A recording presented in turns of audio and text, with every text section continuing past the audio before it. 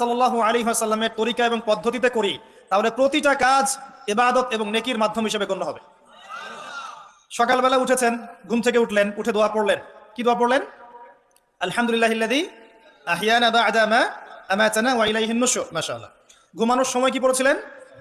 আল্লাহুম্মা বিইসমিকা আমুতু ওয়া আহইয়া। অথবা আরো কিছু আমল আছে আপনি করতে পারেন চাইলে, যেমন সূরা মুলক তেলাওয়াত করতে পারেন। ফজিলত, আপনাকে কবরের আযাব থেকে বাঁচানো হবে ইনশাআল্লাহ। আপনি আয়াতুল কুরসি তেলাওয়াত করতে পারেন। ফজিলত, সারা রাত একজন ফেরেশতা আপনাকে পাহারা দিবে ইনশাআল্লাহ। আপনি সূরা ফালাক, নাস, ইখলাস পড়ে ঘুমাতে পারেন এবং হাত দুটোকে একত্রিত করে ফু দিয়ে মাথা থেকে নিয়ে যতদূর পর্যন্ত হাত যায় মাসাহ করতে পারেন। ঘুমের মধ্যে আপনার কোনো সমস্যা হবে না ইনশাআল্লাহ। ঘুমের মধ্যে অনেক সময় প্রবলেম হয় না? দুঃস্বপ্ন দেখে মানুষ, ভয় পায়, অস্থির হয়ে পড়ে। অনেকে বলে বোবা ধরা, বলে না যে বোবায় ধরেছে, মানে আপনি চেতনা এসেছে কিন্তু আপনি নড়তে পারছেন না, এমন হয় না? হয়নি কখনো জীবনে? মাসাহ করলে এটা হবে না ইনশাআল্লাহ। তারপরে 33 বার সুবহানাল্লাহ, 33 বার আলহামদুলিল্লাহ, 34 বার আল্লাহু আকবার। এরপর দোয়া পড়লেন, ঘুমিয়ে গেলেন। এছাড়াও সূরা কাফিরুন পড়তে পারেন, কুল ইয়া আইয়ুহাল কাফিরুন। আপনাকে আল্লাহ পাক শিরক থেকে বাঁচাবে ইনশাআল্লাহ। আর আমার সবচেয়ে পছন্দের একটা আমল আছে, ঘুমানোর সময় চেষ্টা করি কোনো রাত্রে যেন বাদ না যায়। আপনারাও চেষ্টা করবেন কোনো রাতে যেন এই আমলটা অন্তত বাদ না যায়।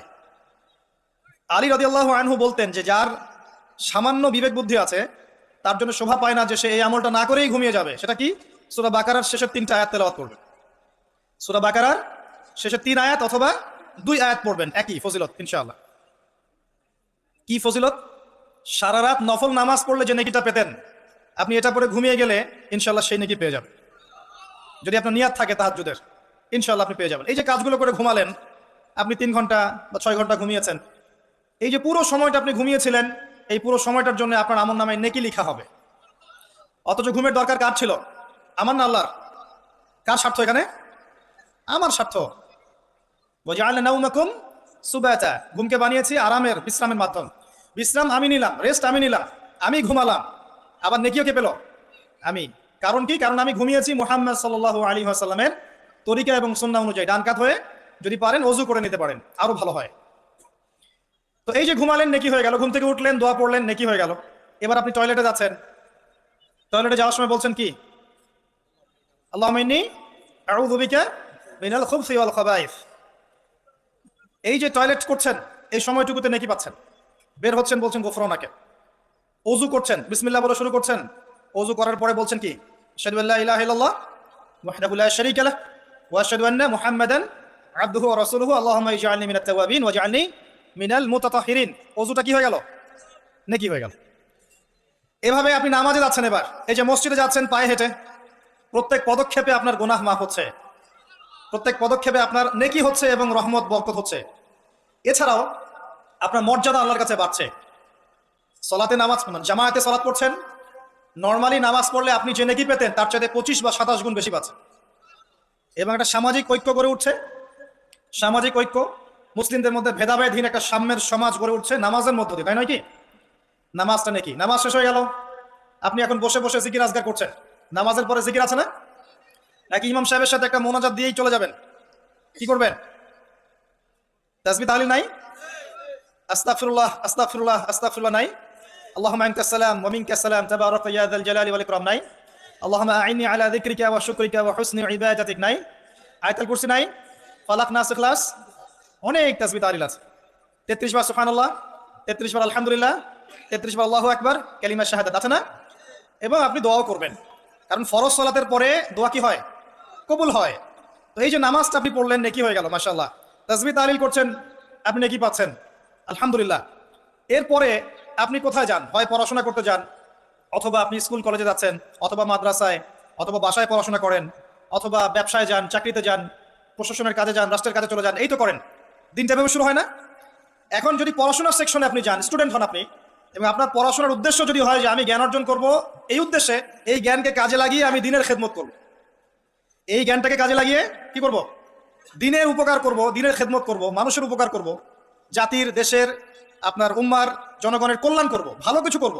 আপনার এই জ্ঞান অর্জনটা কি হবে জানেন? ইবাদত। এবং এটা বড় ইবাদত।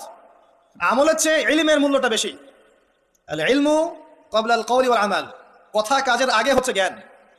আর যারা মাদ্রাসায় পড়বেন এই উদ্দেশ্যে যে আমি এই জ্ঞান অর্জনের মধ্য দিয়ে উম্মাকে সংস্কার করব, নিজে দিন জানবো, মানুষকে দিন প্রচার করব, এবং দিনের প্রচার প্রসার প্রতিষ্ঠায় আমি আমার জায়গা থেকে ভূমিকা রাখবো, আমি মুহাদ্দিস হব, মুফাসসির হব, আমি ইনশাআল্লাহ বড় আলেম ফকিহ হব।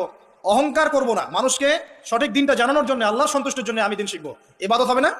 এবং তার মর্যাদা এত বেশি হবে, এত বেশি হবে। নবী সাল্লাল্লাহু আলাইহি ওয়াসাল্লাম বলেছেন, সাধারণ মানুষের উপরে নবী সাল্লাল্লাহু আলাইহি ওয়াসাল্লামের যে মর্যাদা, ইবাদত গুজারদের উপর আলেমের সেই মর্যাদা।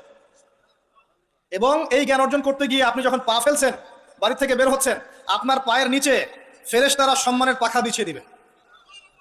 এমনকি আসমান জমিনের সমস্ত সৃষ্টি, এই গর্তের মধ্যে যে পিপিলিকা আছে, পিঁপড়া, এবং সমুদ্রের নিচে যত মাছ আছে, সমস্ত প্রাণী ওই আলেমের জন্য ইস্তেগফার করতে থাকে, ক্ষমা প্রার্থনা করতে থাকে। এই ফজিলত অন্য কোথাও পাবেন না।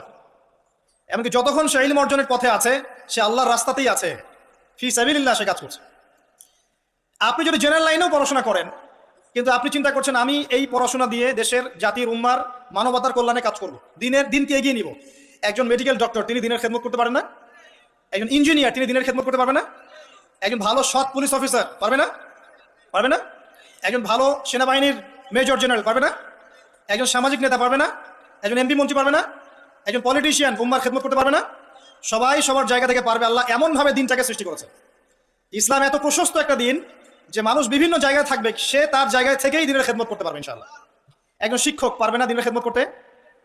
একজন ভালো অর্থনীতিবিদ পারবে না? সবাই পারবে।